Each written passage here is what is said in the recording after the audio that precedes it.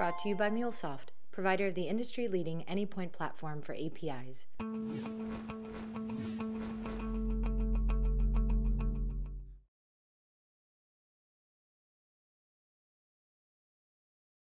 So, a few disclaimers. I'm not a security expert. I really don't have all the answers. I'm a journalist.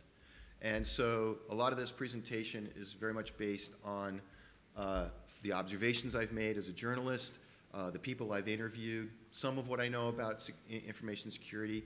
There's a fairly good likelihood that some of the information in here might be slightly out of date. Not terribly out of date, but maybe a little bit out of date. Some of you are maybe security experts and know better than me. I'm just saying that, you know, remember, I'm a journalist and I'm making some observations here. This only scratches the surface of what you need to know about API security and in general internet security. You know, one of the points I'm going to make here is that as the number of APIs proliferate and become essentially the basis of the internet, you can't have internet security without API security. But API security is very complicated, and for those of you who are in the API economy, it will become your #1 priority no matter what you're doing. But this presentation just barely scratches the surface. I only have, 40, 50 minutes to go over this stuff. I have many, many slides, but I probably could have doubled the number of slides if I had the time. But by the time this is over, you might think, oh gosh, the internet is done, it's toast. It's possible, it might be. If you kind of follow along with the case studies, the cases that I'm going to talk about, you can see what a difficult position we're in right now. And one of the big points here is that companies like Apple, Google, et cetera, they don't even have it exactly right. So if they can't get it right, it sort of paints a bleak picture. So it really is up to the people in this room and the rest of the people in the API economy to get together and collaborate and figure out how to solve some of these big problems. There are, for some problems out there, there are no answers right now, right? Okay. And finally, I suck at PowerPoint, so I apologize. There's no fancy slides here. It's just standard fonts. I'm just not good at PowerPoint, so I apologize in advance if it's not a razzle-dazzle presentation. So I'm going to dive right in and talk about the anatomies of some relatively recent attacks that are fresh in our minds. These are API-related attacks, and what you're going to see is some patterns. Okay, how many people in the room are familiar with Buffer? Okay, we've got a few hands. So Buffer is like a Hootsuite type of service. If you look here, you can see that you can make one post, and you can type your social post into a box, and then you could actually post it simultaneously to Facebook, Twitter, LinkedIn. It's just like Hootsuite. And last year, we probably could call this the Adobe Attack. I'm sure the people at Buffer hate the fact that I keep calling this a Buffer Attack, but it started with what happened with Adobe in October 3rd last year. They had a database breach that involved 150 million user IDs, encrypted passwords, and the hints for those passwords. Krebs and Security had the coverage on the day that it happened, and then immediately the hackers got busy reverse engineering those passwords. If you look here, this is a typical information that was available in a record. User ID, the email address, the encrypted password, and a password hint. So you can imagine that if you're a hacker and you look for a whole bunch of identical encrypted passwords, you can, and then they all have a similar hint. You can sort of guess at what the password is, and the next thing you know, you have access to some number of hundreds or thousands of accounts, right? And one of the big problems here is at the root of many security issues across the internet is the shared password problem. And that's the one where I would ask, how many people in this room actually use the same user and ID password for at least 2 services? Yeah, everybody, right? All right? This is one of the unsolvable problems, okay? And that's the problem here is that once they got into this database, we're able to get the passwords and figure out the user IDs and passwords for millions of users, of Adobe's customers. That paved the way for future attacks. And in fact, it's the gift that keeps giving, right? Because a lot of people don't know to go and change their passwords. And I'll get to that in a second. So immediately, the hackers use these user IDs and password, and they specifically targeted the developers of Buffer, the guys who developed the code behind Buffer service. And they targeted their GitHub accounts. They literally went to the GitHub accounts and said, okay, well, we've got the user ID and password for a Buffer developer. Let's see if we can get into the GitHub account. And GitHub is, as many of you know, public code repository service. A lot of companies put their code repositories up there, private code repositories, they put it up there, and then some public ones where developers can fork code and improve on it. And they gained access. So this is a very targeted attack and speaks to the lengths that hackers will go to achieve their objectives. Very targeted. They targeted the developers of Buffer, a couple specific people, right? They got into the code repository through those shared passwords, and then from those passwords, once they got into the code repository, they were able to discover, in order for Buffer to post to Twitter and Facebook, they need an API key from Twitter and Facebook. And they were able to discover those keys because there they were in clear text in Buffer's code, right? Then they knew that Buffer used MongoHQ as its underlying database infrastructure, and they also used the shared password database to target the tech support team at MongoHQ, because they knew the tech support team probably had access to all of the customers' databases at MongoHQ, and they were successful there too. So we're talking about some really targeted stuff. The developers of Buffer, the tech support people at MongoHQ, and one of the problems is like this information that Buffer uses MongoHQ is probably pretty public. It's, probably Sunil Sadasivan, who's the CTO, he probably was on stage at some event and said, yeah, we use MongoHQ, and it became public information. So those of you know about MongoDB as a technology, MongoHQ, it's now called Compose. At the time it was called MongoHQ. This is a very popular database technology in the API space. So they were able to get access to Buffer's data. And right away there was a lot of news. Okay, well this is the source of the breach to Buffer. This is it. This explains the whole thing. But the truth of the matter was, it only was one component of the attack. They got into MongoHQ. Okay, so then what they were able to do is they were able to go through all of they used their access into the MongoHQ tech support application, and they were able to page through the records in Buffer's database. And they, more than likely, they were able to look at about 1,000 records at a time when they were paging through the web pages.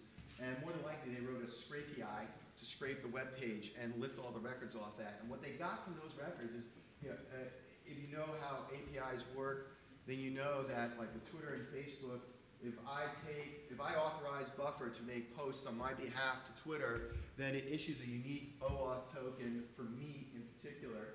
And then if you have that token, then you essentially have the rights to post to Twitter on my behalf. Well, that's exactly what they did. They got the OAuth tokens for all of these users, right? And so now they had the keys to the kingdom. So all they really had to do was develop a piece of code that cycled through and said, all right, we're gonna make posts to all of Buffer's users to Twitter and Facebook. We have the OAuth tokens for them. We also have the API key to get to impersonate Buffer. So then on October 26th, that Adobe database was made public, right? It was published to the internet, so anybody could get at it. And then it became clear that over 150 million records were breached. Then all of a sudden, we had tens of thousands of Facebook and Twitter posts that came from these hackers who were impersonating Buffer, using Buffer's API keys and then using the OAuth tokens that belong to all the users that use Buffer. This is an example of the post. One of the interesting things about this attack is that it preys on the trust that's in social networks. It's a very important aspect of these attacks. So let's say I'm a friend of Factor Authentication, and I'm somebody that is, that I am desperate to lose some weight. Then if I see Factor and I trust Factor and I see him make this post, then there's a likelihood that I might click on this because it looks like he's making this post, right? So there were literally tens of thousands of these posts on Twitter and Facebook, and with a link. Now, by the time everybody figured out what was going on, the website that was behind the link these links was gone. But my suspicion in that event, nobody really knew what was going on, but my suspicion was it had to be malware. And so this gets to the motives of hackers. Like, what are they after? Like, why would they do thousands and thousands of weight loss posts like this? Well, they're preying on the trust, these trusted relationships in the social networks in hopes that you'll click on this and infect yourself with some malware.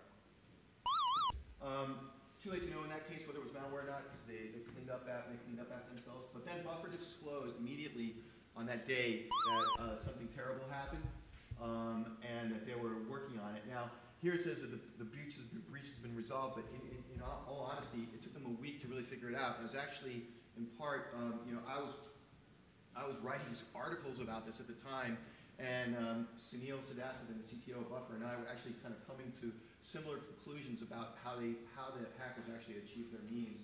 And so you can go back into ProgrammableWeb and read about the entire blow by blow. Mongo HQ disclosed as well. Now, one of the interesting things, and one of the problems in the API security space is disclosure. The rules for disclosure there are none. So some people disclose everything, and Buffer did a really good job of being very transparent about what happened, but Mongo was not nearly as transparent about it.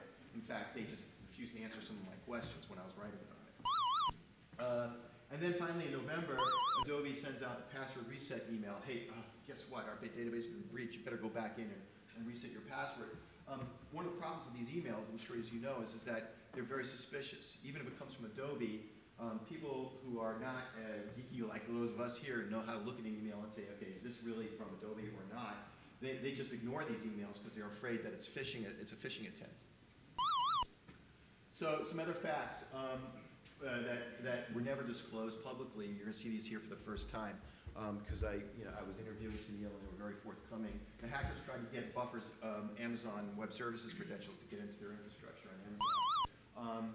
They were working with Mongo HQ and GitHub when this happened to kind of understand more about the attack, and discovered in their logs that the attacks came from the same IP addresses all across all three. Right after, one of the remedies that we'll talk about is GitHub allows you to authenticate with Google credentials, and then Google supports two-factor authentication if you enable it. It's an option. They call it two-step verification. And so right away, one of the things that Buffer did, and should have done from the beginning, but hadn't done it at that point, was they told other developers, okay, you need to change over to Google-based credentials and enable two-factor authentication. That way nobody can get you with a shared password attack. And as soon as they enabled that, this showed up on Twitter. This is the same IP address. This is from the same account that the attack came from. Now, how did Buffer know that? Well, these guys are pretty smart. They're so smart that they used Buffer to make this post, so Buffer could see where this tweet could see exactly what IP address this tweet originated from. And so here's the hacker saying, hey, look, I can't get around the two-factor authentication. And Google's two-factor authentication is based on, they send you a code to your cell phone, so theoretically you are the only one in possession of your cell phone. You log in, attempt to log into GitHub, then you have to put this code in. So this guy, the hacker, is looking for some sort of workaround to the problem, and this account was also known to be associated with the organization Anonymous. Some other companies were impacted because of the MongoDB breach. It wasn't Mongo HQ breach. It wasn't just Buffer. Sunrise Calendar also got hit.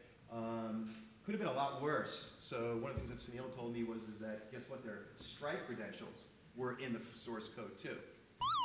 So you can imagine they could have charged money. So it's kind of weird when you think about what were the motivations of the hackers. The Stripe credentials right there. They could have charged a bunch of money or something like that, but no. They went for this weight loss spam, which is kind of interesting. Now on GitHub, you can monitor the activity on attempts to log into your accounts with the IP addresses to verify whether or not it's coming from your developers or somebody else can see who's attacked, if you're under an attack. As it turns out, Sunil and his friends all kind of get together and compare notes, and they're under attack every single day. So if nothing else comes of this, and you guys are using GitHub, switch to two-factor authentication immediately. Right? Buffer moved to two-factor authentication, but one of the things that Sunil pointed out was they suddenly realized we better do this for everything we use, like Dropbox, et cetera. And one of the problems is that those services don't necessarily, they're not really enterprise ready, so they weren't able to enforce with their developer team, hey, if you don't use two-factor authentication, for example, on something like Dropbox, then you're not even going to be able to get in. They have to trust their developers. There's no the CTO or there's a CSO. There's no way for them to force their developers to do something. They have to trust that they're going to enable two-factor authentication to get into some of these other services. So that's another one of these problems that we have to overcome in the industry. And then there's another problem of, well, like if you think of Amazon Web Services, there's only one set of credentials to get into Buffer's Amazon Web Services infrastructure, not 2 or 3 or anything like that. So where do you store those, right? Like in a way that's safe so that everybody can, that people who need access to them can get to them. Pinterest was another attack that happened, almost the same identical attack. Only one of the big differences in the case of Pinterest was that Pinterest disclosed nothing. We asked questions. I wrote about it multiple times. They got hacked multiple times throughout the year. But Pinterest was absolutely tight-lipped, said not, would refuse to acknowledge, didn't even acknowledge they got hacked. They just said, well, some users' accounts were impacted by something, but they really refused to give any details. And meanwhile, we had all the details about the Buffer attack, and this was a very similar attack. And I wondered, well, why won't you tell us did somebody get your application keys? Did your API keys? Did somebody? What happened? They wouldn't tell. This is an example. It was a little bit different. So again, it's kind of like weight loss spam. You'll notice that instead of some sort of weird URL, it's a Pinterest URL, and what you had to do is you had to click on the Pinterest URL, and then that took you to Pinterest, and then you had to click on the URL on Pinterest to catch the malware, because this time we saw it in time, and I scrambled some security experts together, and they went to the site and discovered malware on the page of the site that was that this took you to. Just going back here, you'll notice they spammed these are all different accounts that they spam, but then they also did multiple spams to one account. So like, here's one guy who just had his account just completely spammed by these weight loss links. And so you can imagine, again, they're preying on the trust and that's built in social networks. If you're a friend of Diego's and you see this, you might click on it because you trust Diego. Oh, the microphone here, sorry. Thank you. All right, so we used a tweetbot to verify that indeed the posts were being made from Pinterest. So in other words, Pinterest had an API keys from Twitter and Facebook, and that's how the posts were being made. Pinterest has these auto post preferences, so if you post an image into Pinterest, you can tell it to automatically reflect that post or echo that post to Facebook. In the case of Twitter, it's a little bit different. This is an article we wrote on ProgrammableWeb about it, talked about the disclosure problem. And then there's the fappening. Everybody know what the fappening is?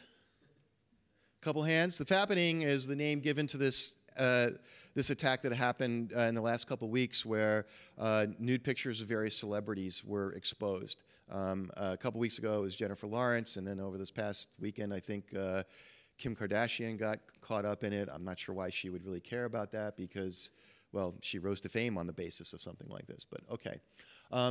Apple's iCloud, so by the way, again, disclosure issue, these details, most of these details were never really confirmed by Apple. Right? Apple has a sort of alternative version of what happened. But we think, based on what information is out there, that these details are relatively accurate, just based on the course of events. So one of the issues with Apple is that, as many of you know, your Apple users, you have an Apple ID and you have a password, and that gets you access to everything, right? Everything that Apple has to offer, iTunes, iCloud, me.com, it's all one user ID and password. And the same thing in Google, right? There's an undocumented API called the Find My iPhone API. Everybody, if you're into Apple and you use an iPhone, you know what this is about. You lose your iPhone, this will help you locate your iPhone, or this is the API that helps you locate it. But this industry is very rich in history of hackers reverse engineering undocumented APIs. So it's not, if you go back to the old days of in the mid-90s, hackers were constantly reverse engineering undocumented APIs and all the Microsoft products and making hay about it. One of the problems with the FMI API was that all you needed was the user ID and password of the user to log in. Right? There's no OAuth tokens or anything like that. And there was no rate limiting on it. So, for those of you who don't know what rate limiting is, you've probably seen it, you've probably bumped into it occasionally. You put in the wrong password and it comes back and says wrong password. Put in another password and you get it wrong, like your caps lock key is on it and it says wrong password. You've got like one more try and then we're going to knock you off. You put in another password, you failed, now it gives you a CAPTCHA or something. So now you're going to have to prove you're a human because you look like a computer to us. It looks like you're testing various passwords. Well, that's rate limiting, and there was no rate limiting on the API, in the API, which meant that a hacker could essentially try an unlimited number of user ID and password combinations without ever getting stopped. And that's what a brute force attack is, when you can just keep trying these various user IDs and passwords, called a brute force attack. So all you needed was some code, write a little bit of code to loop through lots of user IDs and passwords. And so the developers wrote that code, they called it iBrute, and the hackers wrote the code, and then they published it on GitHub.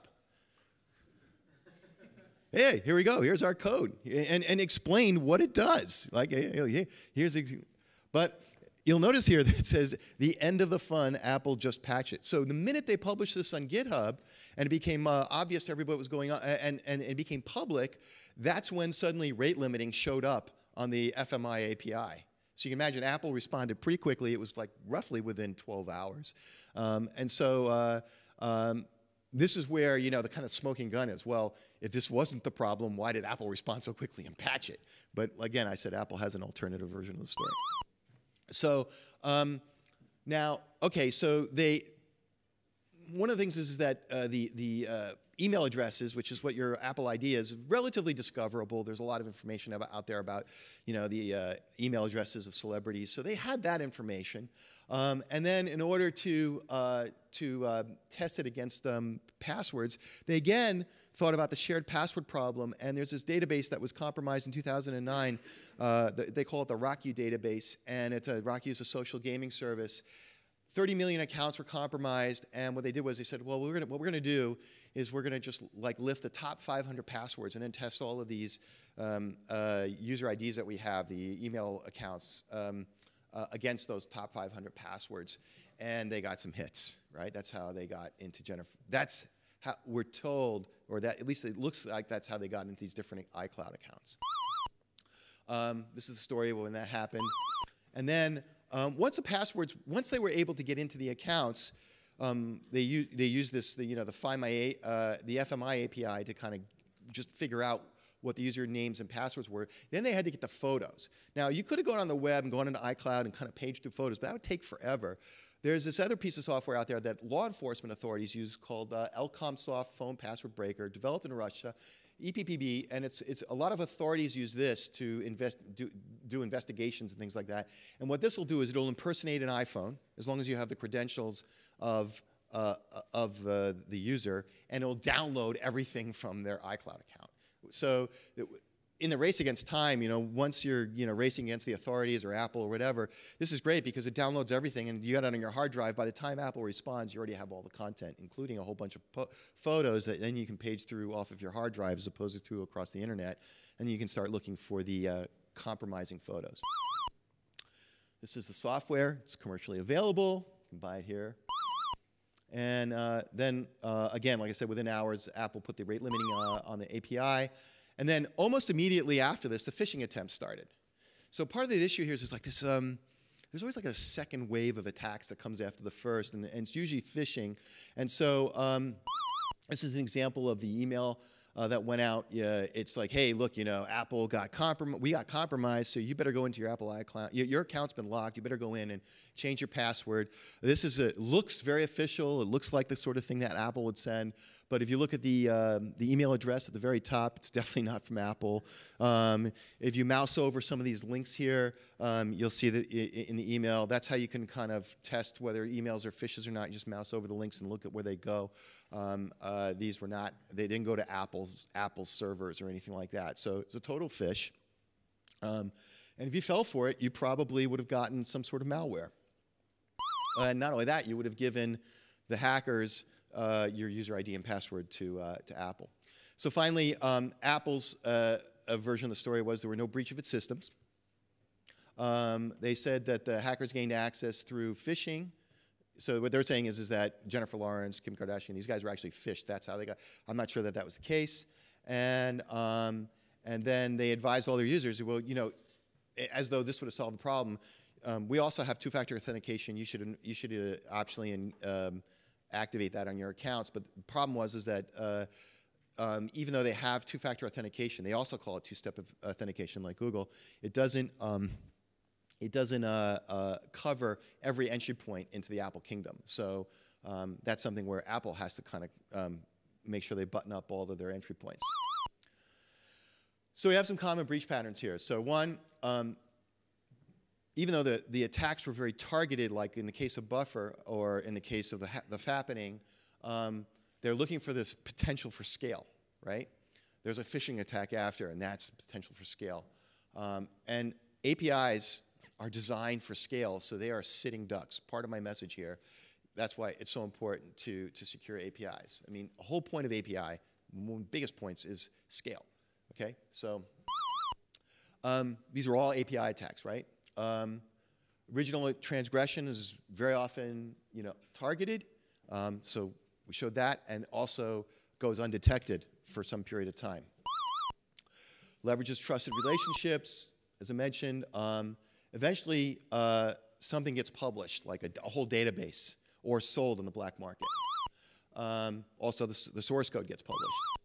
There's media coverage, and you get this useless advice from the media on what to do about it most of the time, which just causes more problems.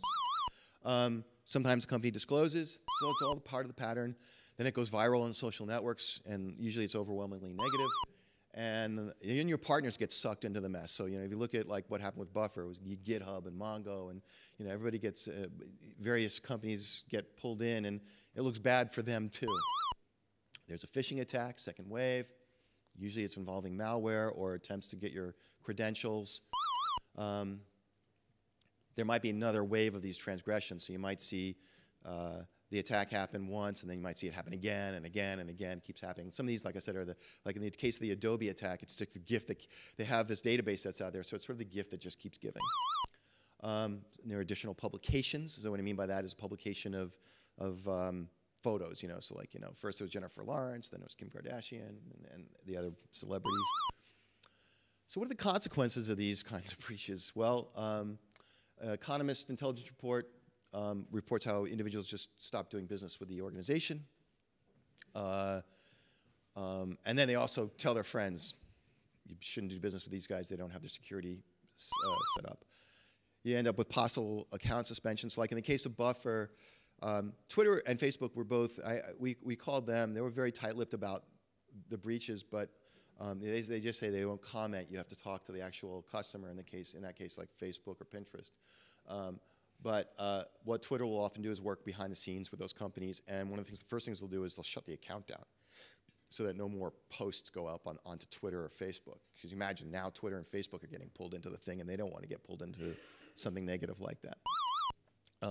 Then they restored it, but if you're a smaller company, you might have your account suspended for a much longer period of time. Developers lose confidence in you, which is really important. I mean, a lot of you who are API providers rely on developers to get traction in the market. Then the other is various degrees of financial impact. Loss of revenues could be associated with it, loss of customers, loss of partners, and then there could also be an expensive reconciliation that comes after. So in the case of this company Beasley, who's an insurance company that works with companies to insure them against these sorts of things, these attacks, they talk about how they talk a little bit here about the cost of these breaches, and they talk about how malware costs due to the heavy malware-based attacks, due to the heavy forensic costs, are 4.5 times more costly than the largest loss category, which is unintended disclosure. Interesting. Legal financial impact, could end up getting sued. So there was a big breach earlier this year, eBay. Roughly the same information, actually more information that was revealed than in the Adobe attack was revealed in the eBay attack.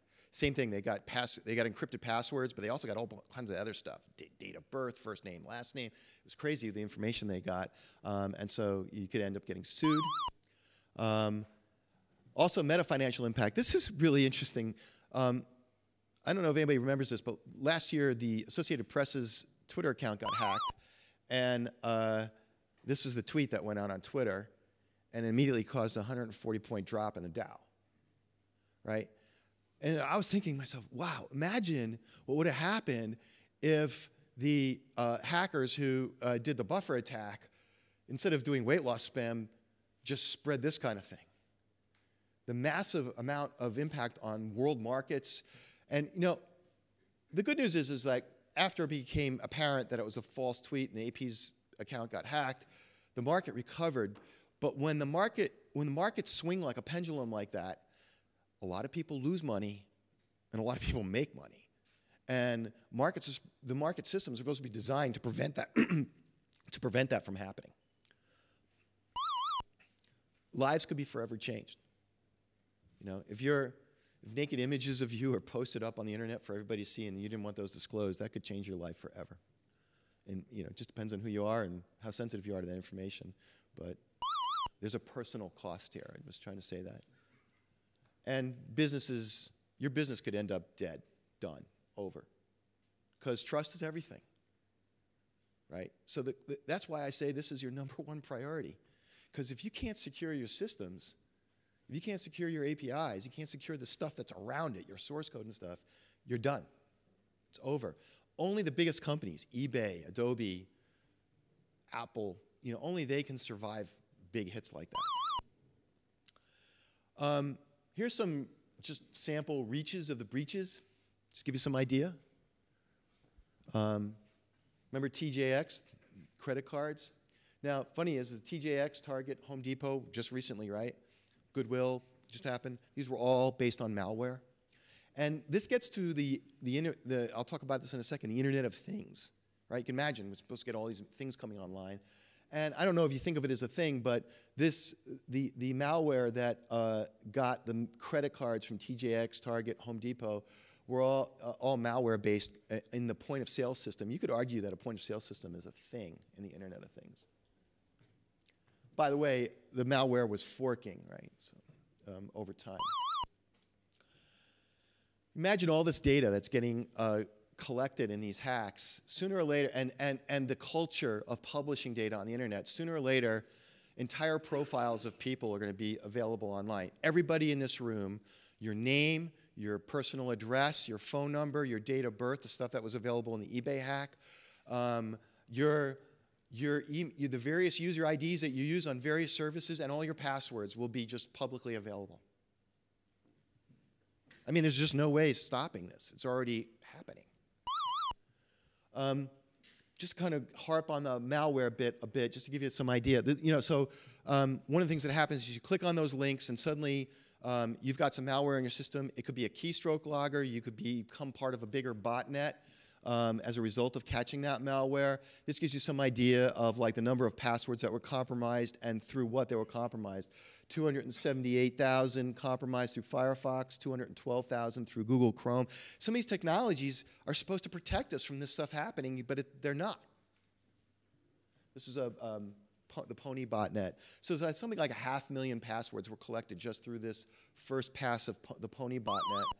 And let's just give you some example of where else they attacked Outlook, Windows, passwords that were gotten, Facebook, 156,000 Facebook user IDs and passwords, Yahoo, Google. This is all through keystroke logging, right? This gives you some idea of the summary of what happened with Pony. FTP accounts, 7,000 FTP accounts.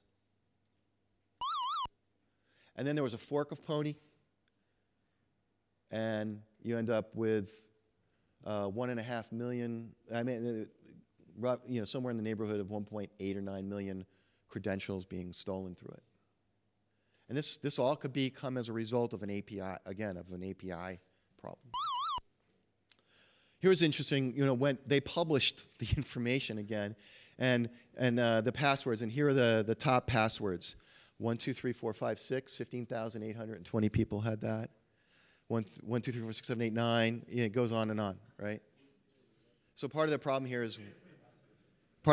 is weak passwords. Here's a good one. 1.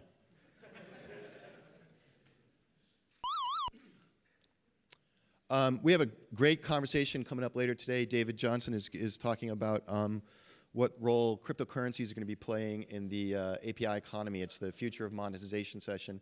But one of the things that you'll see happening with these botnets next is your computer, if you catch the malware, will just become enslaved to actually mine for Bitcoin. You won't even know what's happening. So what are the challenges in API security, things that we all have to work on together? So there's just this massive proliferation of APIs going on right now, as everybody knows, and security is sometimes either an afterthought, a non-thought, but is rarely a forethought, and that's where that has to change. Security has to be number one. Before you set up an API, the first question should be, how are you going to secure it? There's a quote from a guy who used to be a lead for Adobe Creative Architecture team. Basically said that, there's just too many APIs coming out with too little known and too little known on how to secure them. Shared passwords, there's no solution to that problem. Okay? Remember, a lot of the applications and things we use are going into the cloud. Most of us, we may have had 2 or 3 cloud accounts. I'll say cloud and use that term loosely. 10 years ago, today we have 20, 30, 40. And it's just numbers going to keep going up. There's no solution to that problem. We have no choice as human beings but to share passwords, across these accounts. There's no way we can keep track of all of them. So there's no solution to that problem. Weak passwords, you saw. There's plenty of lists out there, top 10 passwords, top 25 passwords. Everybody's using weak passwords. That problem's not going to get solved either because we talked about it, been talking about it for 20 years now, and the problem's still not solved. Okay, so let's admit it. The human race is not going to solve this problem. It sucks. They're not going to cop to the fact that they have to change their passwords. Passwords are discoverable. I'm just showing you that how in many ways they're discoverable. But Apple said that one of the ways that they think the accounts got broken into is that somebody answered that people were able to answer the questions that they were challenged with to recover the password. Here is a company a cloud service provider that I do business with, and I went through the password recovery screen, and here are the questions it asked. And one of the problems is that if you kind of scrounge around my social networks and stuff like that, you could probably find out all of this information. These are the only choices I have for creating a challenge question for recovering my password. And the problem is most of this information is discoverable. So that's no good. And by the way, Apple, if you go through Apple's process, it's the same thing. If you look at all the questions that they give you, that information is pretty much discoverable. And another interesting thing about the Apple process, because I went through it, is that you answer the questions, and then boom, you can reset the password right there online. And I don't know about you, but I've seen a lot of services where, okay, once you get through all of the tough things, answer the questions, the next thing they do is they send you a password reset link into your email, into your inbox, because presumably you're the only person who has access to your inbox, and then you click on that link, and then you can reset your password. Apple doesn't do that. Now, I'm not a security expert. Like I said at the beginning, it's possible that there's reasons not to send it to the email, but it seems to me it's more secure to be sending those links into your email and creating one more barrier to resetting the email. And so that's where it's possible that Apple's telling the truth, because if you didn't have to have access to the celebrity inboxes to reset your email, then it's possible that these guys reset the passwords. One of the things Apple does, though, is they notify you via email when your credentials have changed. And so if you're a celebrity and you suddenly get this notification, so I don't know, I can't tell if it's the truth or not. Really just terrible best practices on behalf of cloud providers. So this is one of my cloud service providers, a chat that I captured, and if you can look in here, it says, can I have your registration number and password? This is a chat. The person is asking me for my password over an unsecured chat. I'm like, are you joking me? Like, why would you ask me for my password? Well, it turns out the password is being displayed on their screen right in front of them, which makes no sense because the best practices in security say that the provider doesn't have access to my password, that it's encrypted. They should have no way of knowing what my password is, yet they somehow do. Now, I changed my so while this was in process, I changed my password to something that I would never use, and then I changed it back. So I wasn't transmitting a shared password. I was just incredulous when I saw this. And by the way, that was a small cloud service provider. Here's Verizon doing the same exact thing. Really? We also have non-uniform implementations of things, particularly in the API space. So not only like when you are authorizing an application to make posts like Twitter or Facebook, do you have to have the API key to make that your own API key per application. But there's this thing called an app secret. Presumably you and Twitter are the only one who knows the app secret.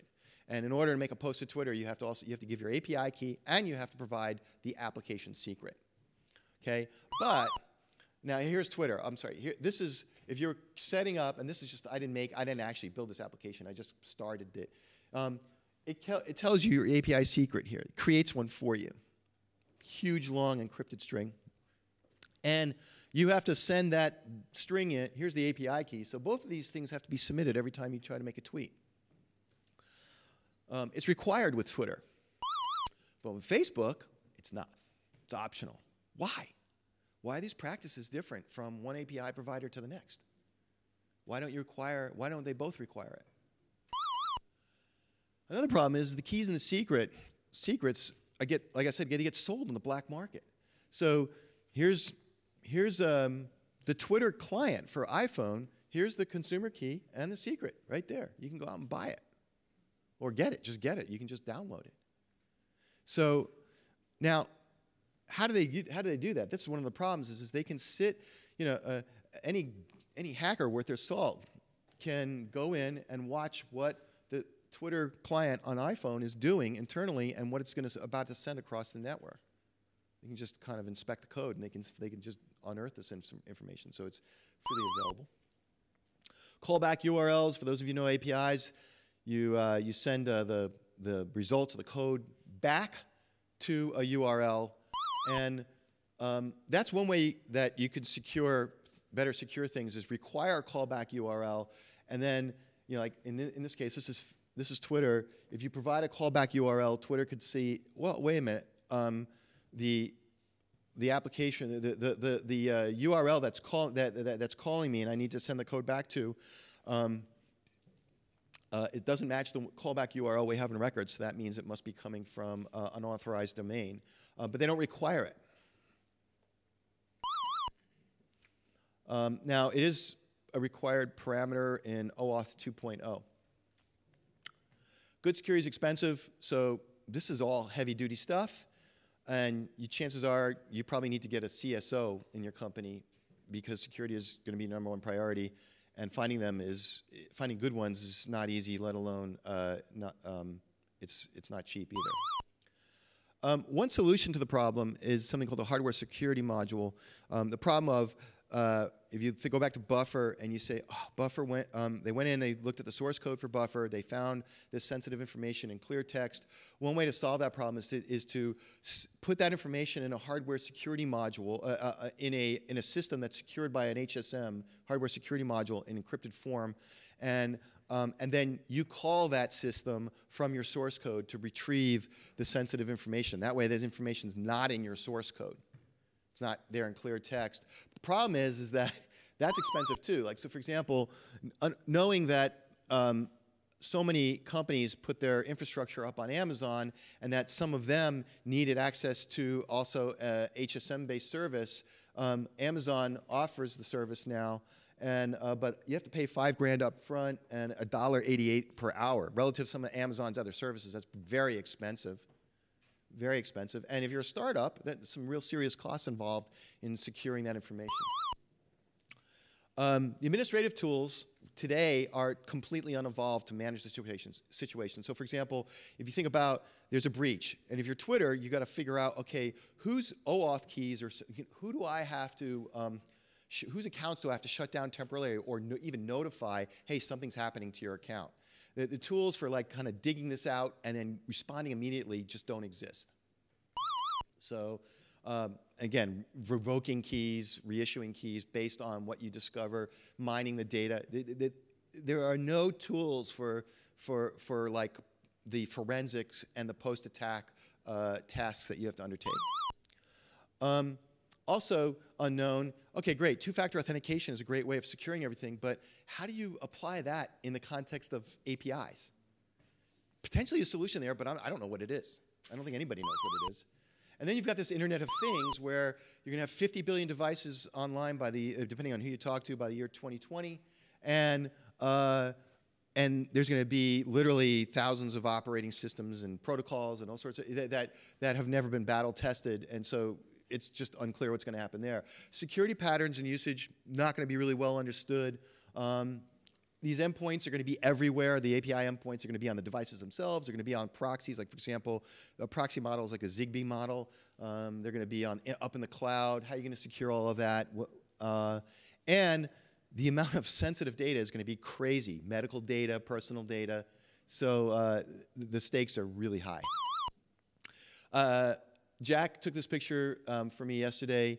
So I'm wearing the Moto 360 watch that runs Android Wear. And this was my phone. And this is a proxy model, right? Like, the watch is kind of dumb without the phone. There's a Bluetooth connection between the two. And as you can see, my phone is locked. The dots, it's waiting for me to enter the security pattern. But meanwhile, I still have access to emails and everything else on my watch. That's kind of interesting. Like, in other words, my phone sort of said, okay, it's time for me to secure myself so that nobody can get access to whatever's in the phone, but the watch didn't. Now, I'm not saying that's a bad decision, but it's an interesting decision. It's a design decision. And one of the things is I can't configure the watch. I can't go in and say, hey, when the phone locks itself, lock the watch too.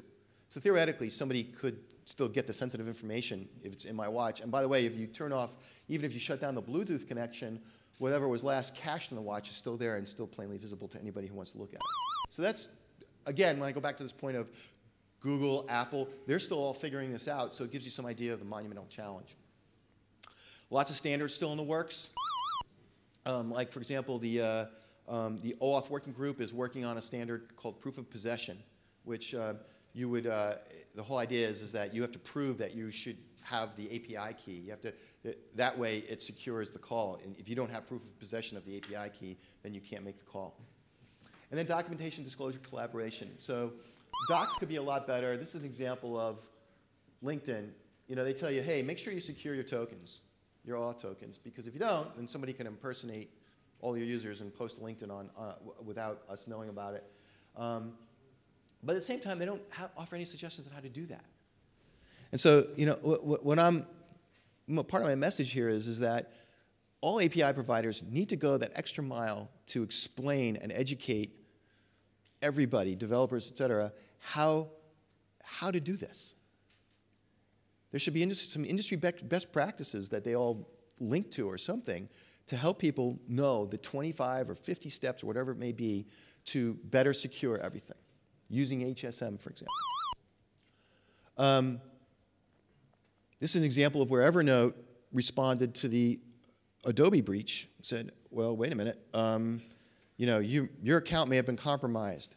But Adobe really, what Evernote could have done was, because the database is public, is they could have gone in, looked at the database and said, well, how many accounts overlap with ours? And then send a very targeted email, like, for example, to me, and say, hey, look, looks like your account was in the list of accounts that was compromised in the Adobe breach, and you're a customer of ours. In the event that you're using the same password on Adobe as you were using with us, maybe it would be, we need you to change your password now. So, API security is not about securing the API itself. I think user ID, passwords, it's dead. It's over. We have to come up with a new, they're done. It just doesn't secure anything anymore. Make sure you refresh your tokens very frequently. This is at the API provider, API developer level. The application key and the secret are not necessarily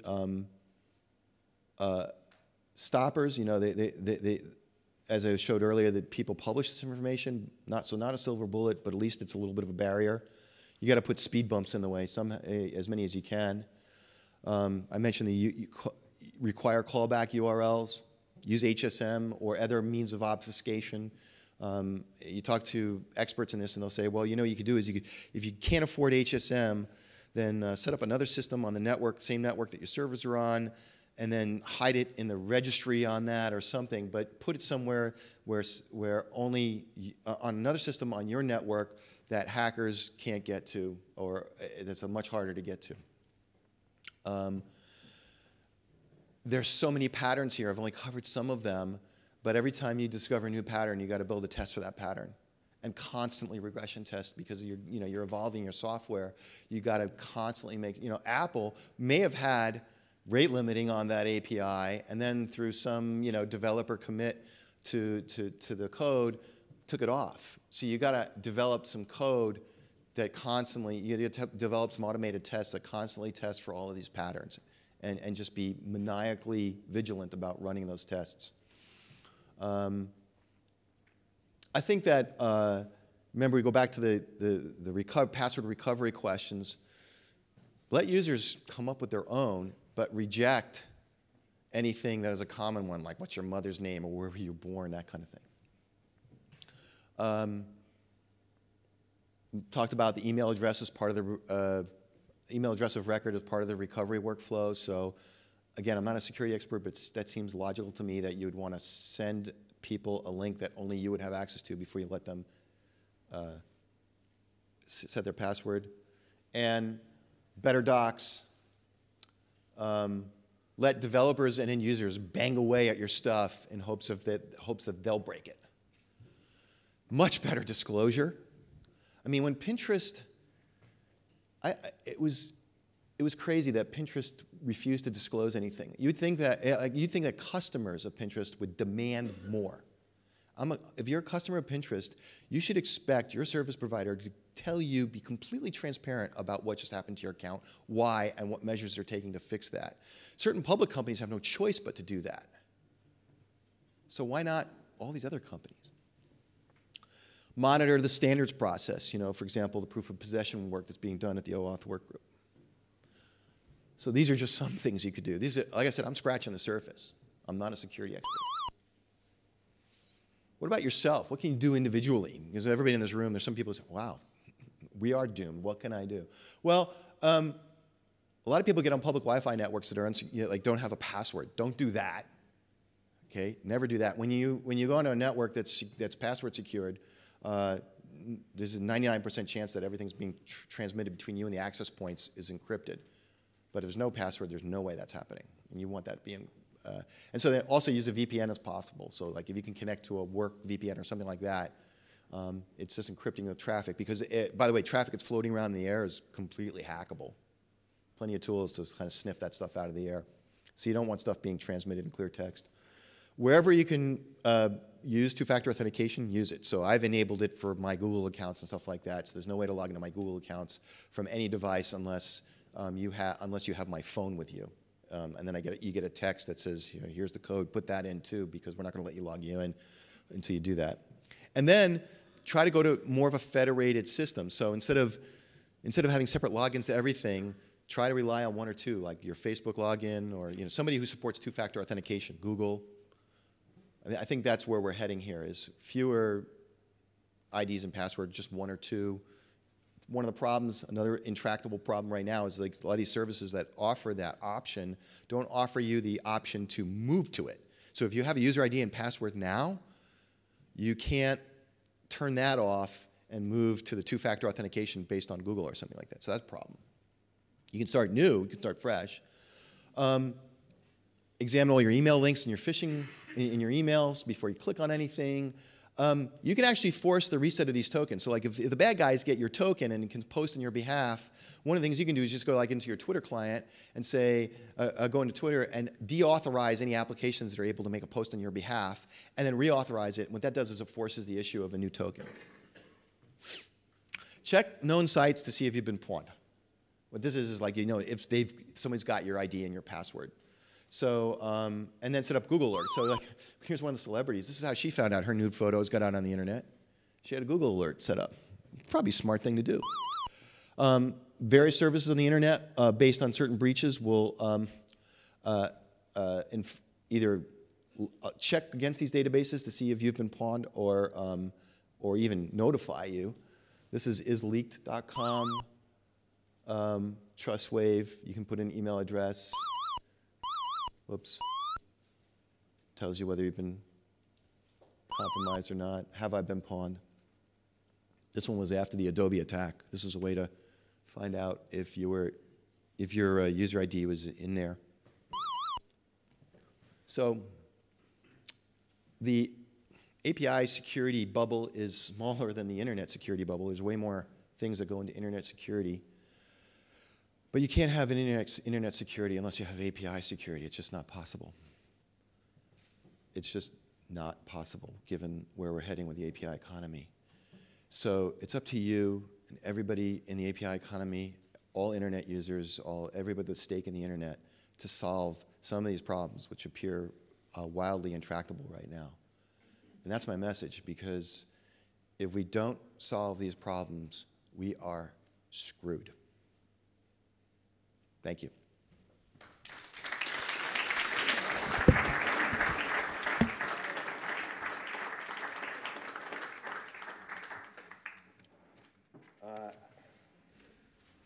You can take a couple questions. We have a half-an-hour break coming up, so again, I'm not a security expert. It may seem like I am after that, but I'm not.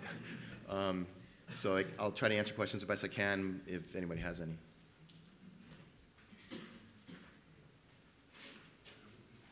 Anybody have any comments? Did I make a mistake that needs to be corrected? Quick question, how do you feel things like trusted computing, like the efforts of Wave and others, to put actual private-public key pairs in the device itself will help with this issue over the long term? I know that's just rolling out now. The question is what about the trusted computing? They call them TPMs, or trusted platform modules, that you put in, that each device would have in it, so that every device has sort of a unique key combination, a unique set of credentials that only the device has and therefore can only open it. So part of the investigation that we're doing, Wendell's working with one of our writers right now, this exists in Apple devices now. And the images, theoretically, when you take a picture with your iPhone and then store it on your iPhone, this encryption technology encrypts it at rest on the iPhone. And so one of the interesting problems is, well, if it's encrypted, but then it gets uploaded automatically to iCloud, when did it become unencrypted, right? So clearly, Apple has made a security decision that, well, if you're going to put it up on iCloud, people might need access to that image. Therefore, we're going to have to unencrypt it before we move it up there, because there's no way, because the TPM technology lives on the iPhone, not up in the cloud where they can decrypt it. So I think TPM modules that will encrypt whatever's going on right there on the device are interesting, but as we move more and more to the cloud, we're presented with this problem of those credentials. The whole point of those credentials is they can't be reproduced anywhere, particularly in the cloud. So if the information is being kept in the cloud and the only way to open it is with the device, then you have to download it to that device and no other device to see it. If you have pictures of your family or something like that, you want to let other people see it, can't do it. So I'm not really certain on whether that technology is useful in this situation. I don't know if that's a fair answer, but that's my answer. Thank you.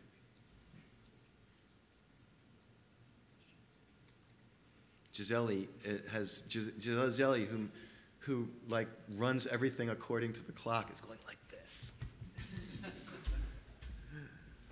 By the way, for those of you who were here when yesterday, I asked everybody to kind of give a round of applause. Gisele, every organizational minute detail that is associated with APICon, everything, the signage, the computers that are putting up these things, everything is the work of one person. That's Gisele. So thank you, Gisele.